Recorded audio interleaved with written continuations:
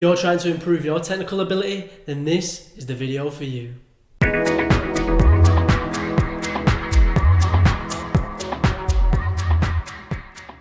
Hello everyone, Kelan Swales here with Player Performance, and I'm really excited to bring this video to you. It's just about improving your technical ability with loads of different drills. Now, something to note before we go into the session: everything we try to do in this session as well as future sessions should always be about replicating game speed and a game tempo so we can get the most out of our sessions. Now, Rio Ferdinand said it best: too many players are just getting a bag of balls, going outside and just striking shots. Now, yeah, you might hit top bins once or twice, but that's not you getting the most out of your session and you reaching your potential.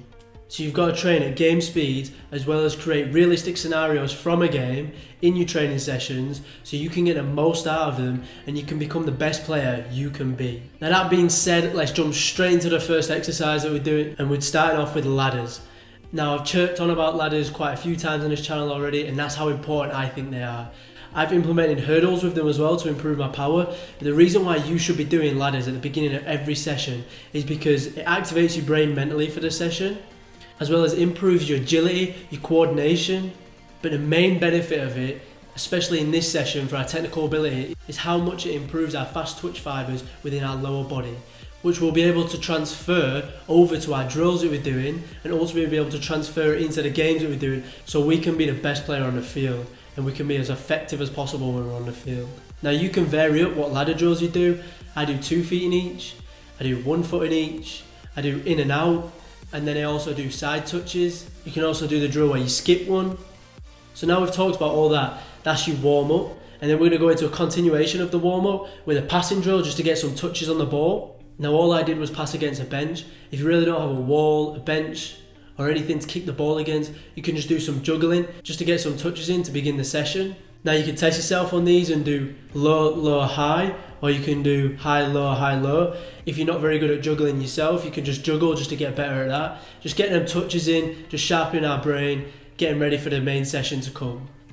Now, even though this isn't our main session, it's still a necessity to have within every single individual session we do. For one, it doesn't fatigue you that much, so you can do it whenever you want. And then the next thing, it is going to improve your technical ability in receiving a pass. It's going to improve your ball control and your passing ability, as well as just adding them 1% to sharpening your brain. Now we're getting into the juicy stuff, and the third drill we've got is a dribbling and passing drill. Now, what we're going to be doing here is just dribbling in and out of cones. You can use various different weaving techniques. You can do outside to inside with both feet. You can do outside to inside with 1 foot, inside to inside, sole touches. It's up to you. You decide what you want to do, but make sure we're doing it at game speed. And another note for this is try to keep your head up. So you're looking at the ball and you keep checking your surroundings, and ultimately when you're translating that to a game, that's you checking where the defender is, checking where the keeper is. You know, so when you get into the situation where you have to go against them, you know what to do already. You beat them, you know where the space is. And it's making you more effective and just getting you into good habits for training, for games, so you can become the best player you can be. So what we're going to do is just weave in and out the cones. Then we're going to come to the mannequin. If you only have a cone or a pole, that's fine, just use that. You're going to beat it and you're just going to pass it into the corner of the net. I have goals in the net, as you can see. You can just put a cone in each corner just to give yourself a target. Now, this isn't shooting, this is practicing our dribbling, getting a touch out of our feet and passing it on. Now, why this drill is so good for every single player, whether you're a goalkeeper, whether you're a centre back, full back, midfielder, forward, it doesn't matter what you are, you should be doing this drill or a drill similar to this, for the simple fact is everyone needs to improve their first touch, everyone needs to improve their dribbling ability, everyone needs to improve their passing ability. For example, when a centre back receives it from a goalkeeper, they've got to turn out, they might need to take a touch into space to beat the striker and then pass it out to the fullback. This scenario is used more often than not in every single game by every single player on the pitch. So make sure you're implementing this or a similar drill to this in your sessions. Now, the fourth drill we've got is a high tempo weaving drill. So we're going to have cones acting as gates, and we're going to have various different gates. Our first gate is going to be around 10 yards, and the next one's going to be 5 yards, then 10 yards, then 5 yards.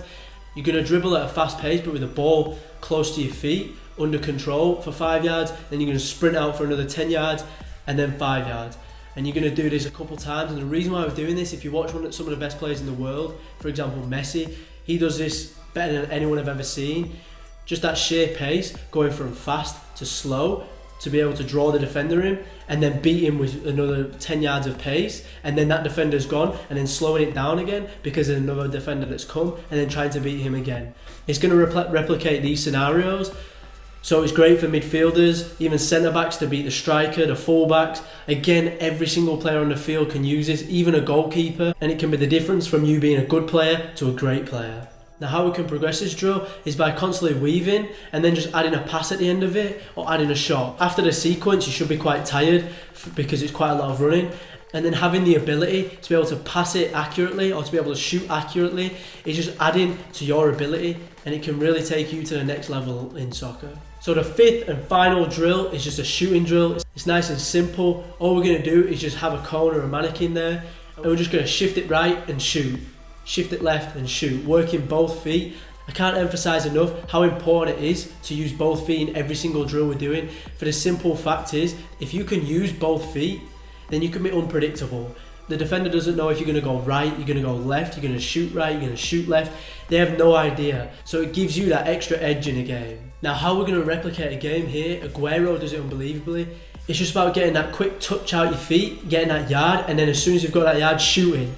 So the keeper's off balance, the defender can't recover, and if we can practice this over and over again, you can take it into a game where you're on the edge of the box or you're in whatever position you'll be in, and you can just shift it and shoot. And even if it's not a good shot, sometimes you just do it so quick that it just catches the keeper off guard and you can get a really good shot off and score goals. So as you can see, my left foot, of course, isn't as good as my right foot. Usually that's the case for most players unless you're Mason Greenwood or something.